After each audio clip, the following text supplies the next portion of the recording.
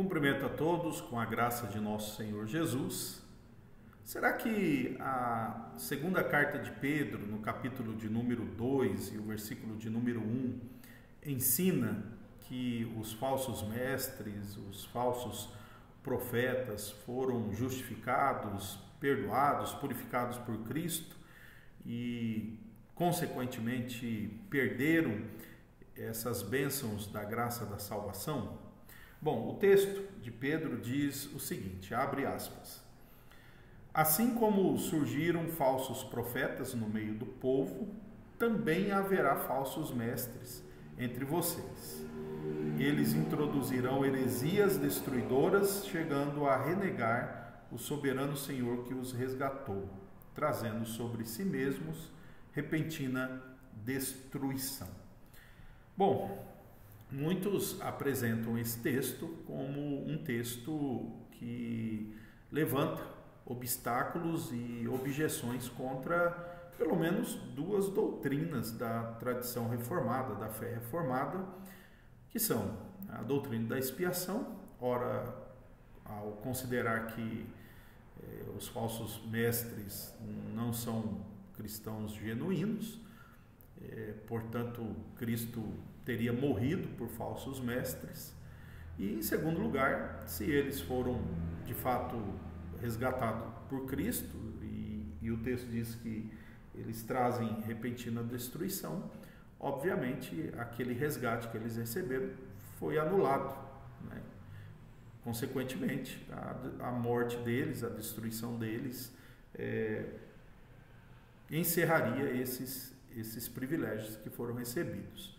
Então, alguns usam esse texto, considerando essa linguagem, para levantar obstáculos contra a doutrina reformada da expiação limitada e também da perseverança dos santos. O que é que nós podemos responder a respeito aí dessas objeções baseado nesse texto?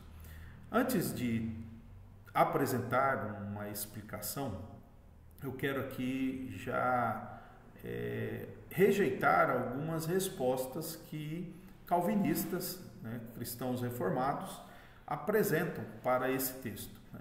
Vou mencionar apenas duas explicações que eu não acho que são adequadas. A primeira é aqueles que dizem que o resgate aqui seria apenas ter um direito sobre a humanidade e não necessariamente um resgate do pecado, um resgate que faz referência à obra de Cristo. Então não dá para aceitar essa explicação, porque em todo o Novo Testamento, resgate está aí relacionado com a obra de Cristo. Segunda explicação que alguns calvinistas dão, que eu também rejeito, é dizer que o soberano Senhor aqui não é Cristo, seria Deus Pai, com aquela ideia anterior de ter o direito de todos. Então seria como que se Deus tivesse o direito de todos que estão ali na igreja visível, né? E ele então é o soberano, né? Deus Pai é o soberano ali daqueles, né, que vieram para a igreja visível, e então ele é o soberano Senhor. Seria Deus Pai e não necessariamente o Deus Filho. Também não dá para manter, porque resgate está sempre relacionado com a segunda pessoa da Trindade, né? E algo semelhante é dito ali por Judas. Então, qual é a explicação mais plausível, né, à luz da Bíblia, à luz da teologia bíblica, da analogia da fé, para esse texto, né?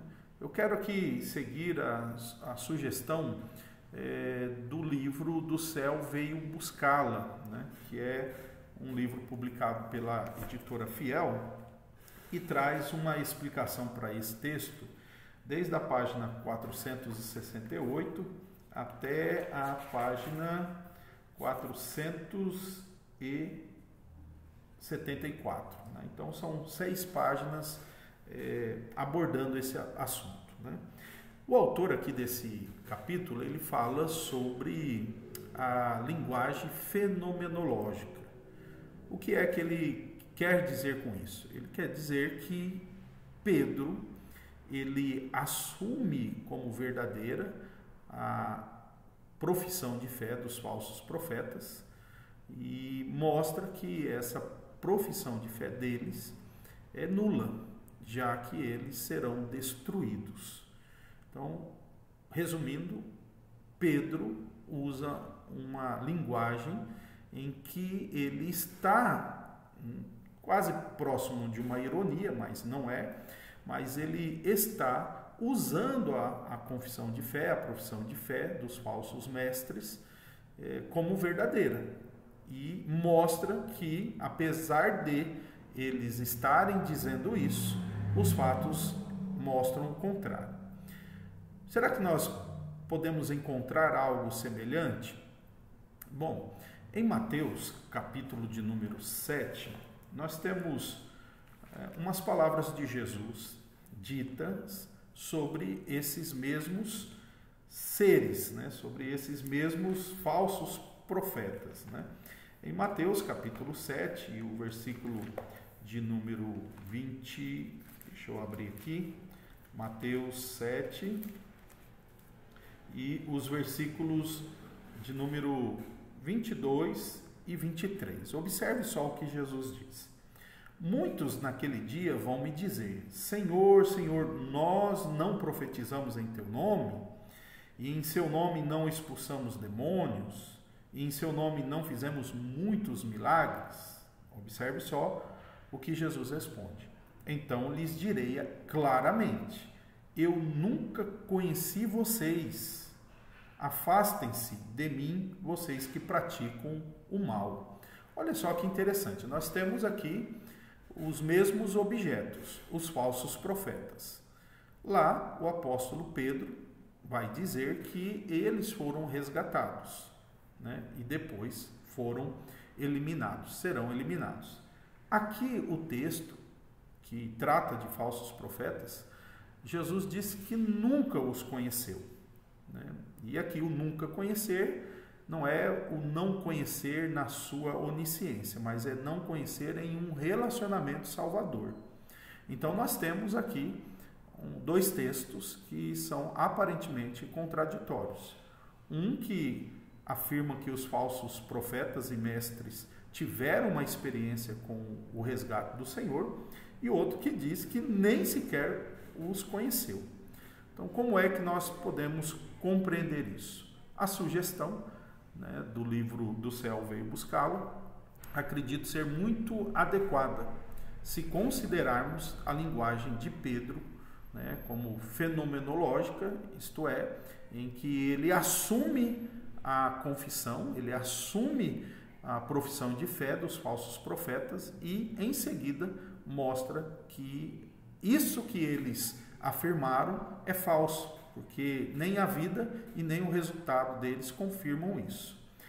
Para ressaltar ainda mais a garantia disso, em Jeremias, no capítulo de número 32 e o versículo de número 40, o profeta de Deus diz o seguinte: farei com eles uma aliança segundo a qual não deixarei de lhes fazer o bem, porei o meu temor no coração deles, para que nunca se afastem de mim.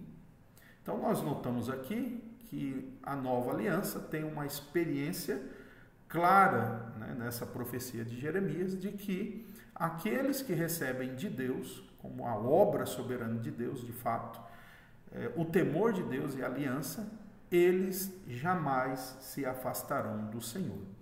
Logo, consequentemente, esses aqui não são os de Pedro, capítulo 2, versículo 1. E também não são os do capítulo 7 de Mateus, onde Jesus disse que nunca os conheceu.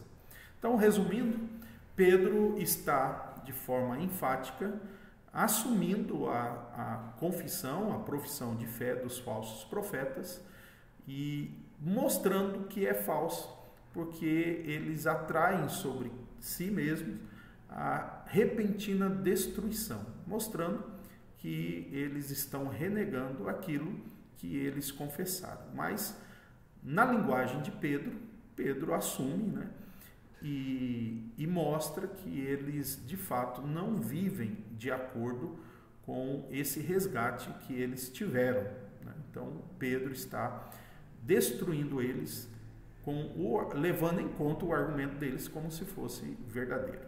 Então essa é a nossa explicação, esse é o nosso entendimento para esse texto. Que Deus abençoe você e que você continue confiando na morte de Cristo e no seu poder para preservá-lo e nunca se afastar dos caminhos do Senhor, como fazem os falsos mestres. Pois João mesmo disse que eles saíram do nosso meio porque não eram dos nossos. Deus abençoe.